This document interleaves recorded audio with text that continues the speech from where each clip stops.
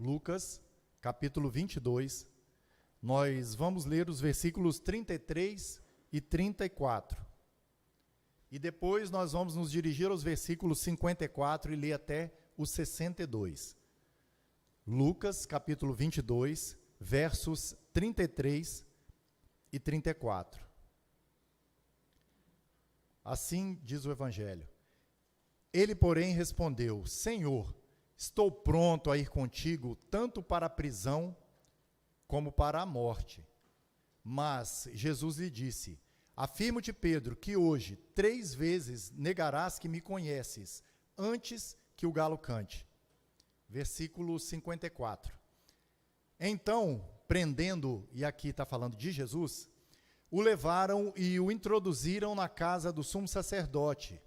Pedro seguia de longe. E quando acenderam fogo no meio do pátio e juntos se assentaram, Pedro tomou lugar entre eles. Entrementes, uma criada, vendo-o assentado perto do fogo, fitando-o, disse: Este também estava com ele. Mas Pedro negava, dizendo: Mulher, não o conheço. Pouco depois, vendo o outro, disse: Também tu és dos tais. Pedro, porém, protestava: Homem, não sou. E, tendo passado cerca de 1 hora, outro afirmava, dizendo: Também este verdadeiramente estava com ele, porque também é galileu. Mas Pedro insistia: Homem, não compreendo o que dizes. E logo, estando ele ainda a falar, cantou o galo. Então, voltando-se o Senhor, fixou os olhos em Pedro, e Pedro se lembrou da palavra do Senhor, quando lhe dissera: Hoje 3 vezes me negarás antes de cantar o galo. Então Pedro, saindo dali, chorou amargamente.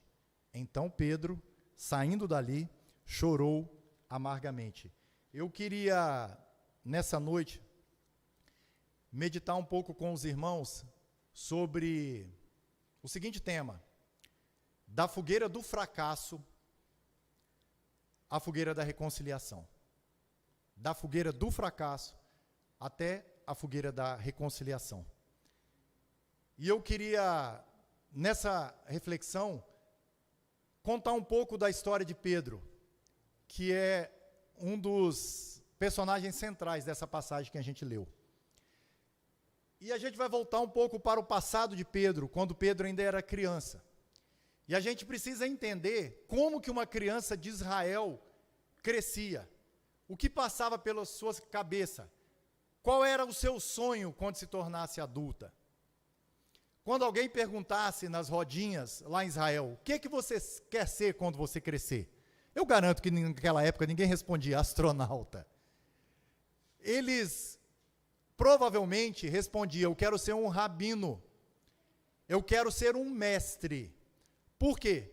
Porque os rabinos e mestres compunham a elite intelectual de Israel. Era a elite religiosa, era a elite intelectual, eram os homens mais estudados, os mais bem preparados. Então, era um sonho comum de uma criança israelita se tornar um rabino. Porém, a formação intelectual, nos tempos que Pedro era criança e naquela época ali em Israel, não era uma formação simples. E poucos, mas muito poucos, se tornavam rabinos. No primeiro ciclo dessa educação, que é chamado de Beit Sefer, ou Casa do Livro, ela se estendia dos 6 aos 10 anos, quando os meninos em Israel começavam a estudar e decorar os primeiros 5 livros da Bíblia, que era chamada a Torá. E hoje a gente fica abismado quando os nossos filhos decoram 3, 4 versículos.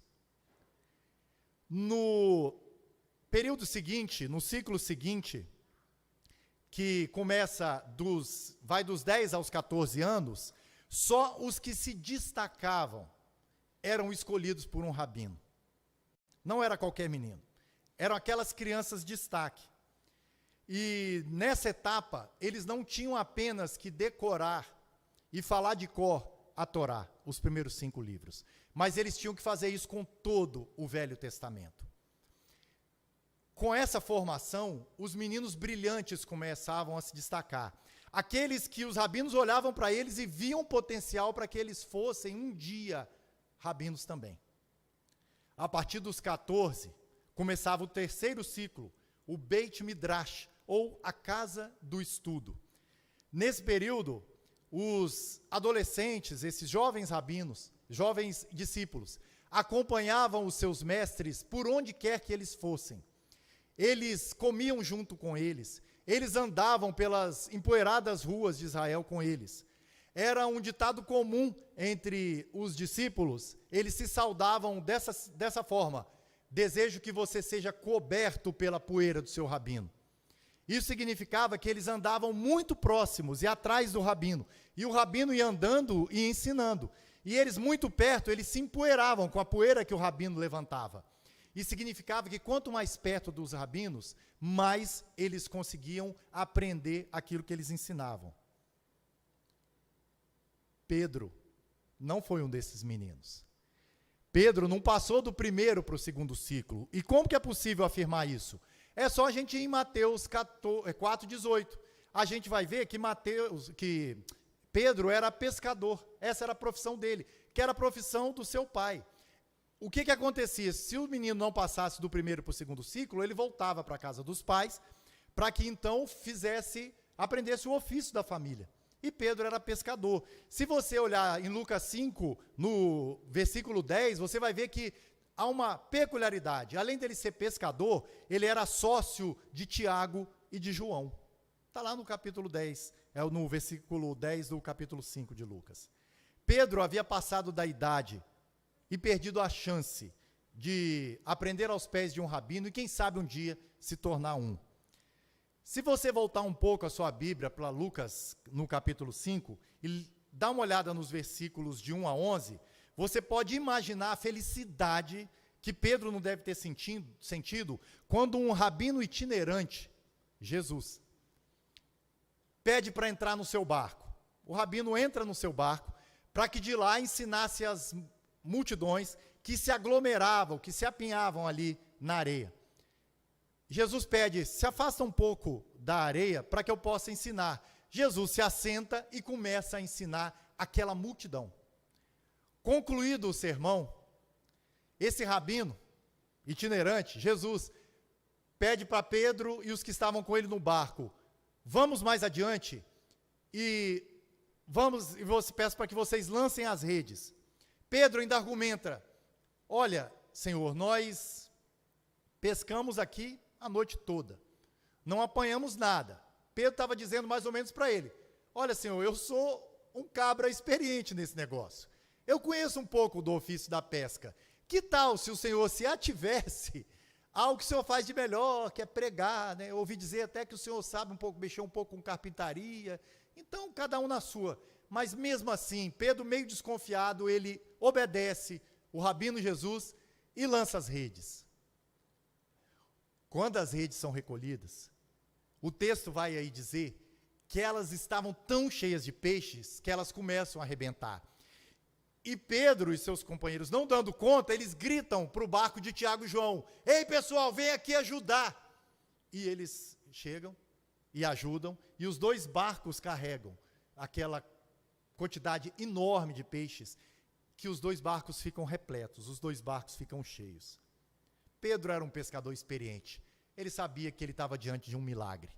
E diante dessa cena, diante do milagre, diante desse rabino que era poderoso no ensino e agora se mostrava também poderoso nos seus milagres, naquilo que ele fazia de sobrenatural, Pedro então percebe que está diante do sagrado. Pedro percebe que está diante do eterno. Pedro percebe que está diante do santo. E o que é que Pedro faz? Pedro se prostra e pede para Jesus: por favor, sai do meu barco, se afasta de mim, porque eu sou pecador. Eu sou pecador. Eu não sou digno de que o Senhor fique aqui no meu barco. O Senhor vai se contaminar ficando perto de mim. Saia de perto de mim, por favor. Jesus, então, olhando para Pedro, disse: olha, Pedro, não tenha medo. Não tenha medo. Se você me seguir, vem atrás de mim. Anda se empoeirando com a minha poeira.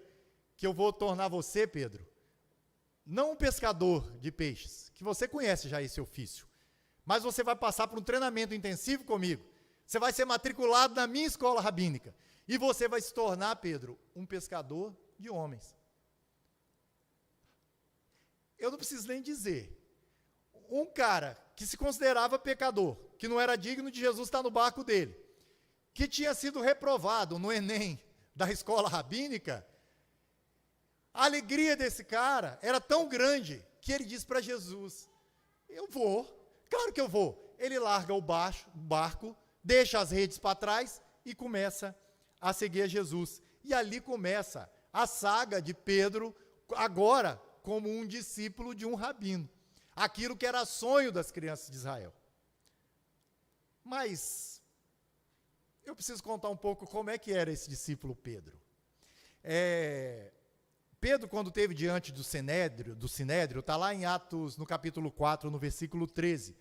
O Sinédrio olha para ele, o seu jeito de falar, o seu jeito de vestir, e faz uma avaliação de Pedro. Pedro já era homem adulto, casado, porque ele tinha sogra. Jesus curou a sogra dele. Vocês lembram? Então, esse mesmo Pedro é avaliado pelo Sinédrio como um homem iletrado e inculto. Pedro, se você, no texto que nós lemos, mas se você olhar também em Mateus, no capítulo 26, no versículo 73, você vai perceber que Pedro é reconhecido pelo seu sotaque. Porque o pessoal da Galileia, que não era lá uma província tão bem vista assim, lembra? Pode vir alguém legal de Nazaré, lembra disso? Então, já não era uma província muito bem vista, e Pedro tinha um sotaque dessa região. Pedro é reconhecido como galileu. E Pedro, os historiadores, os teólogos falam, Pedro não falava com fluência e não dominava o grego, que era a língua que as pessoas se expressavam. Seria o inglês de hoje, né? O Tiago sabe que para produzir, né, Tiago, um texto, para que o texto seja conhecido no mundo, você precisa produzir em inglês. Naquela época, se você quisesse que o texto, aquilo que você escreve, que o seu ensino fosse para o mundo, né, as suas doutrinas fossem para o mundo, você tinha que escrever em grego. Em aramaico ninguém ia entender, ia ficar ali, restrito. Pedro, na segunda carta dele, no capítulo 3, no versículo 16, ele escreve que os escritos de Paulo, os ensinos de Paulo, eram muito difíceis de entender. Então nós estamos diante de um homem que agora é discípulo de Jesus Cristo, ele não é mais um menino, e ele não tem absolutamente nada de brilhante. Mas o que Pedro tinha de limitação, ele tinha de vontade de aprender. Olha, Mateus 15:15. Todo mundo ficava ouvindo as parábolas de Jesus, e às vezes os próprios discípulos não entendiam.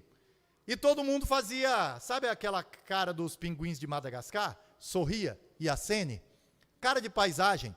Cara de aluno, quando finge que entendeu. Eu digo isso porque eu sou professor e tem aqui um ex-aluno meu, o Danilo. Prazer te ver aqui, Danilo. Rapaz, os alunos faziam aquela cara de paisagem. Pedro não.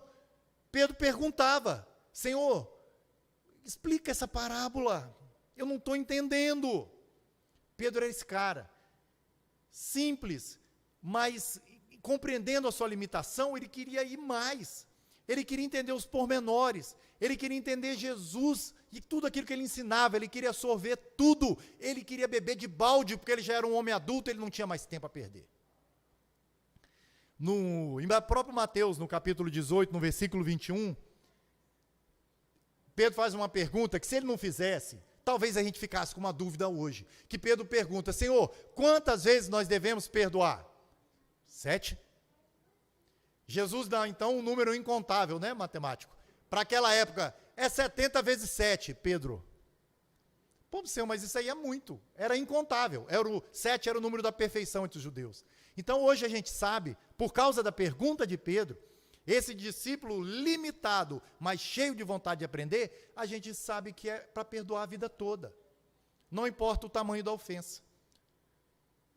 Mateus 14, 28, quando todos estavam aterrorizados, vendo Jesus andar sobre as águas, todo mundo tirando os cabelos da cabeça, porque o judeu era bem exagerado para para quando estava em pavor, para expressar suas emoções. E tirando os cabelos, é um fantasma, é um fantasma. Pedro pede para Jesus: Senhor, se és mesmo o Senhor, diz para eu ir até o Senhor. Mas você pode estar pensando: poxa, mas depois ele afundou. Depois. Mas vocês já pararam para pensar que nenhum dos outros discípulos deu sequer um passo na água? Pedro foi o único que molhou os pés. Claro, depois ele molhou quase que o resto do corpo. Mas no início ele foi o único que molhou os pés. Ninguém queria entrar na água. Em Mateus capítulo 16, versículo 16, Pedro, inspirado pelo Espírito Santo, ele é o primeiro discípulo a dizer: Senhor, Tu és o Cristo, Tu és o Filho do Deus vivo.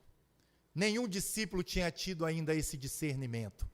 Pedro, o limitado, ele mesmo, mas cheio de perguntas, ele reconhece Jesus, porque Jesus pergunta para os discípulos, olha, porque os discípulos chegaram para ele: ó, Jesus, estão dizendo por aí que o Senhor é Elias, que o Senhor é um profeta e tal. Aí Jesus pergunta para ele: e vocês, quem vocês dizem que eu sou? E Pedro dá essa resposta maravilhosa, que Jesus reconhece e fala: Pedro, quem te revelou isso foi o Espírito Santo. Olha que coisa linda. Que aluno, que aluno. Eu estou falando como professor agora. Que aluno. Em João, capítulo 6, versículo 68, Pedro mostra que tipo de discípulo que ele era. Depois de pregar um sermão duro, vários discípulos abandonam Jesus. Vários. E eles vão indo embora. Jesus se volta para os 12, os apóstolos, e faz a seguinte pergunta: e vocês? Querem ir embora também? Pedro olha para Jesus e fala: Senhor, para quem iremos? Só o Senhor tem as palavras da vida eterna. Pedro já havia entendido diante de quem que ele estava. Pedro já havia entendido que ele só teria vida eterna passando pela porta estreita que era Jesus. Ele só teria vida eterna conhecendo aquele que é o caminho, a verdade e a vida. Ele já havia compreendido isso. Pedro já havia compreendido. E ele mostrou uma coisa, que ele não seguia Jesus por causa de pão e peixe, porque Jesus havia acabado de fazer o milagre dos pães e dos peixes. Quando ele prega o sermão, o pessoal vai embora. Pedro mostrou que ele estava com Jesus por causa do ensino e não por causa dos benefícios de não ter fome, não é, de ser alimentado todos os dias por um milagre. Ele queria ser alimentado pelo milagre da palavra. Algumas vezes, ele era até voluntarioso. A gente sabe disso. Pedro era muito voluntarioso. Ele falava, às vezes, coisas sem pensar. Ele falava primeiro, quando ele pensava, já era. No Monte da Transfiguração, está lá em Marcos, né, no capítulo 9, Pedro, o evangelista Marcos, diz, sem saber o que dizer quando Jesus se transfigura diante deles, Pedro diz: Senhor, vamos fazer aqui 3 tendas. Uma para o Senhor, uma para Moisés, uma para Elias. Marcos falou: olha, ele disse isso porque ele não tinha ideia do que ele dizer. Como estava um silêncio ali, Pedro quis preencher o silêncio com alguma coisa, e ele falou isso. Certa vez Pedro extrapolou. Ele foi querer ser maior do que o seu mestre. E ele disse para Jesus que Jesus não fosse a Jerusalém para ser morto e para ser crucificado. Se Jesus Cristo não vai para Jerusalém para ser morto e para ser crucificado, ninguém tinha salvação. Jesus então fala uma palavra muito dura para Pedro. Jesus diz assim: arreda de mim, Satanás, pois não cogitas das coisas de Deus. Pedro deve ter arregalado um olho deste tamanho, porque o mesmo mestre que disse para ele que o Espírito Santo tinha revelado, estava agora dizendo que ele estava sendo usado pelo diabo para desviá-lo daquilo que era o plano do Pai. É como se Jesus dissesse: Pedro, fica na sua.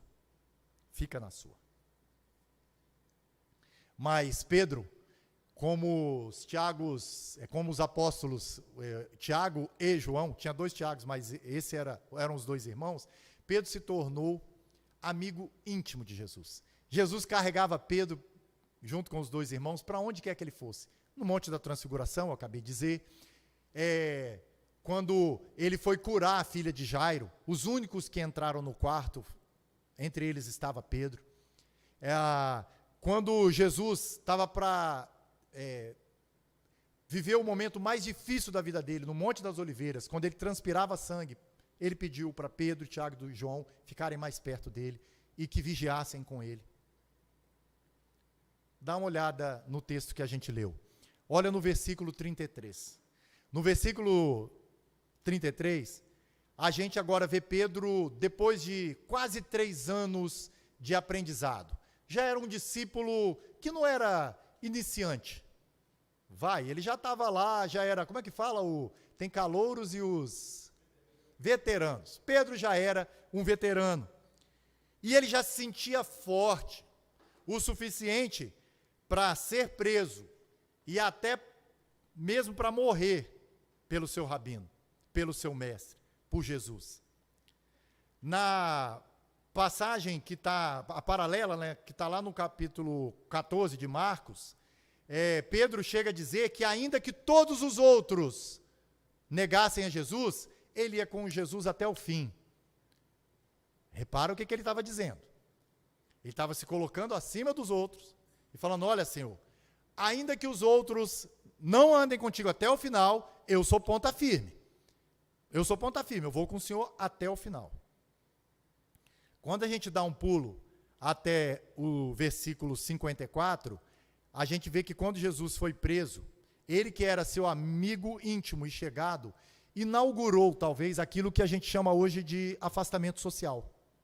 Se você olhar no versículo, Pedro acompanhava, olhava, espiava de longe.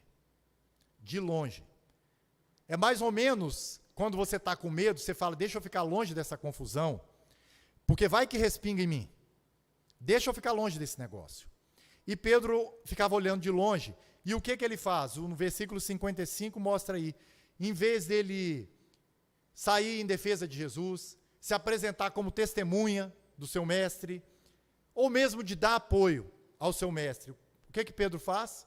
Se assenta numa fogueira, ao redor de uma fogueira, para se aquecer, junto com os empregados do sumo sacerdote. E enquanto Jesus era zombado, espancado, e contra ele proferiam blasfêmias, Pedro estava de boa ao redor da fogueira. Dos versos 56 ao 60, que a gente leu, Pedro mostra o afastamento completo de Jesus Cristo. Porque o primeiro afastamento, ele é geográfico. Pedro está longe de Jesus. Agora ele demonstra um afastamento de mente e coração. Porque ele diz, eu não conheço esse homem. Ele diz, eu não sou um dos seus discípulos. Quando o terceiro pergunta, eu não sei nem o que você está dizendo. É como se ele falasse, vocês estão insistindo com esse papo. Eu já falei que eu não conheço esse homem. Eu já falei que eu não sou discípulo dele. Me esquece, pô. Mas quando ele fala isso, Pedro deve ter enfrentado a experiência mais dolorosa da vida dele. O mestre dele, o rabino dele, aquele que o convocou já depois de adulto, olha para ele nos olhos. E Pedro, naquela hora, se lembra que Jesus havia dito para ele. E o coração dele se enche de dor. E o texto diz que ele chorou amargamente e saiu dali. Ele que havia abandonado o barco, lembra que eu disse? Abandonou o barco, abandonou as redes para se tornar um pescador de homens. Agora, ele não sabia mais quem ele era. Deixou de ser pescador e abandonou a escola do rabino. Quem seria Pedro agora? Quem era ele? O que ele faria da vida, já que ele jogou fora a perspectiva e a oportunidade de se tornar, lá na frente, um mestre também, um rabino, aquele que iria também fazer discípulos. Aí eu quero fazer uma questão. Quem lê e conhece a história de Pedro somente até aqui, Pedro negando conhecer Jesus após o galo cantar 3 vezes, o galo, é que eu me lembrei do final do ano passado, o galo cantou, né? E eu não gostei. Fica aí para os entendidos.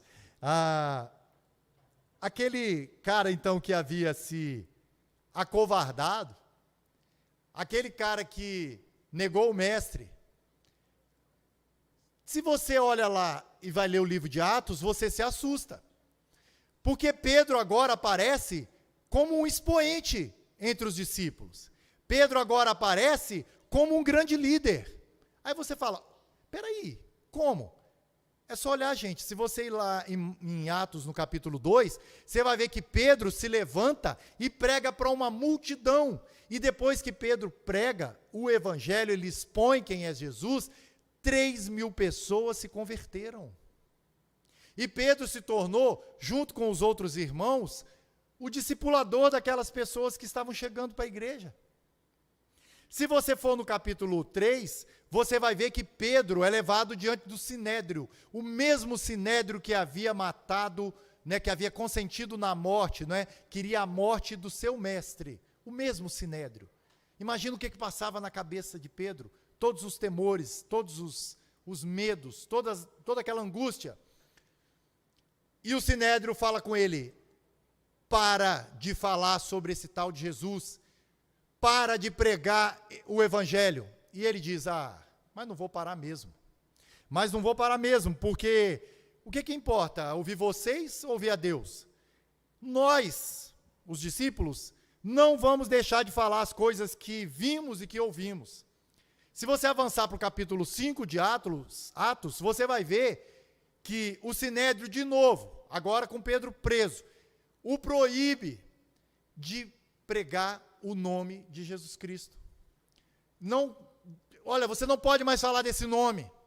E aí Pedro diz, olha, vou dizer um negócio para vocês. Antes importa obedecer a Deus do que obedecer a homens.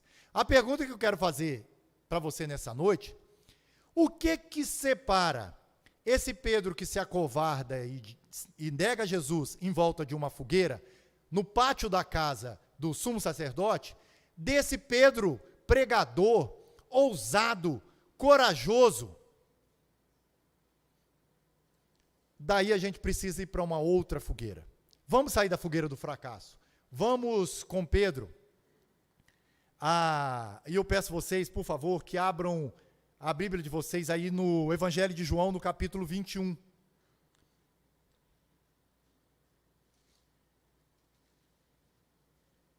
Evangelho de João, no capítulo 21. Vamos ler só 4 versículos. Evangelho de João, capítulo 21, versículo 9. Ao saltarem em terra, viram ali umas brasas, e em cima peixes, e havia também pão. Versículo 15 a 17. Depois de terem comido, perguntou Jesus a Simão Pedro, Simão, filho de João, amas-me mais do que estes outros? Ele respondeu, sim, Senhor, tu sabes que te amo. Ele lhe disse, apacenta os meus cordeiros. Tornou a perguntar-lhe pela segunda vez, Simão, filho de João, tu me amas? Ele lhe respondeu, sim, Senhor, tu sabes que te amo? Disse-lhe Jesus, pastoreia as minhas ovelhas. Pela terceira vez, Jesus lhe perguntou, Simão, filho de João, tu me amas? Pedro entristeceu-se por ele ter lhe dito pela terceira vez, tu me amas? E respondeu-lhe, Senhor, tu sabes todas as coisas, tu sabes que eu te amo. Jesus então lhe disse, apacenta as minhas ovelhas.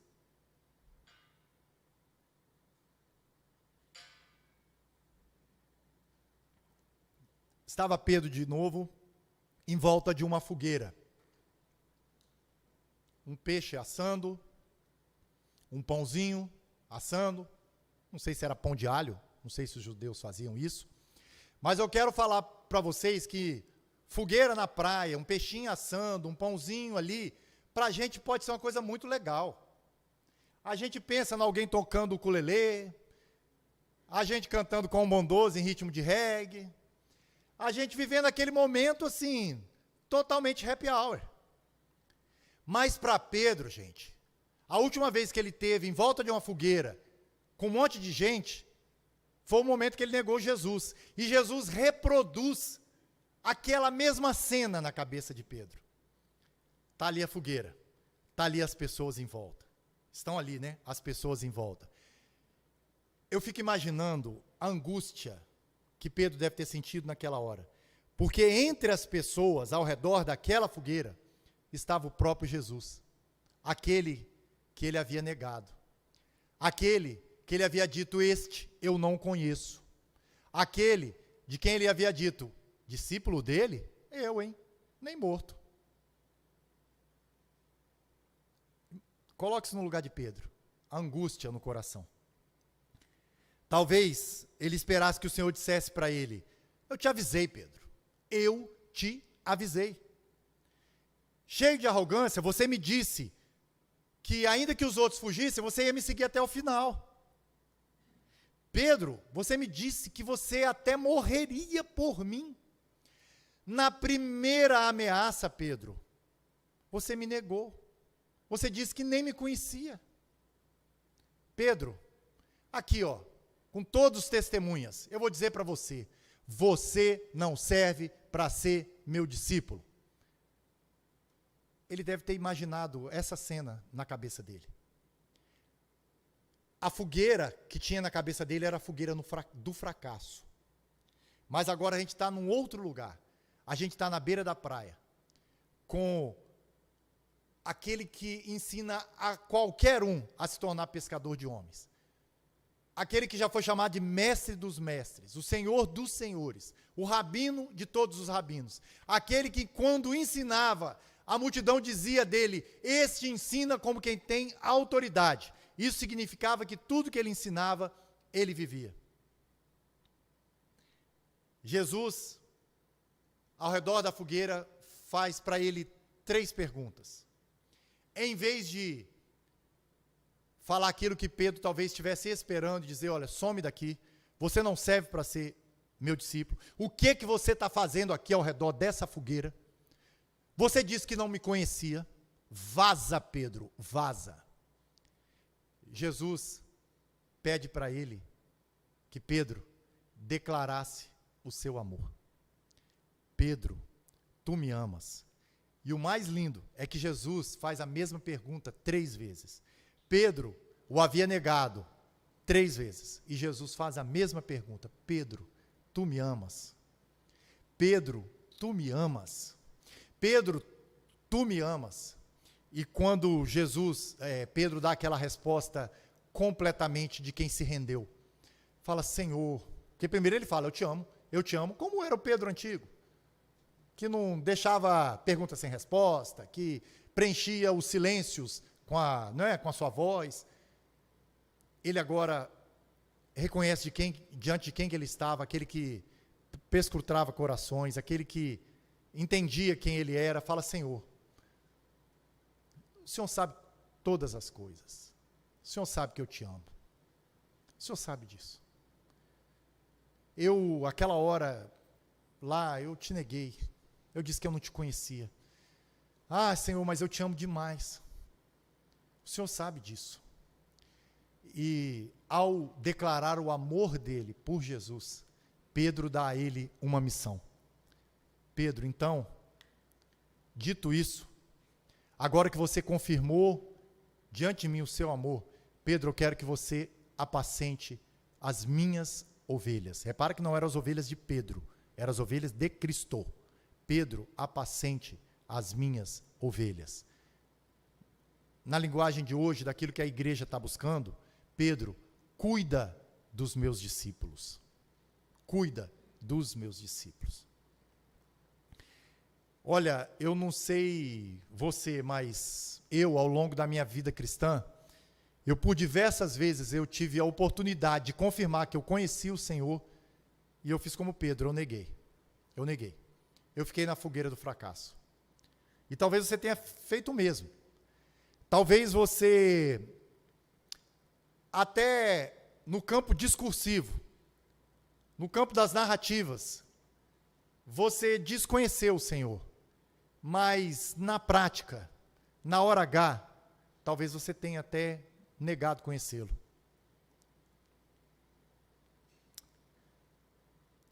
Talvez na hora difícil, na hora que alguém te apertou, na hora que você se sentiu ameaçado de alguma forma, você negou ter conhecido Jesus.